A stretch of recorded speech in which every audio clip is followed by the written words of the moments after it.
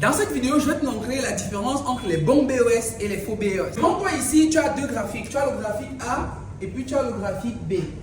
Ici, on doit déterminer ici qu'il y a une cassure, une réelle cassure bien évidemment. La plupart des traders, généralement, lorsqu'ils sont sur les marchés, ils ne font pas la différence entre les bonnes cassures et les mauvaises cassures. Qu'est-ce qu'on va voir ici au niveau du graphique A? Au niveau du graphique A ici, on va tout simplement voir que, en fait, à ce niveau, le BOS a été bel et bien effectué. Mais sauf que le BOS a été effectué au niveau de la mèche. Ça veut dire que la cassure a été effectuée ici au niveau de la mèche. Alors qu'à ce niveau, on constate tout simplement que la cassure s'est plutôt passée cette fois-ci avec le corps de la bougie. C'est-à-dire qu'on soit en tendance haussière ou en tendance baissière, ici, on va détecter deux choses.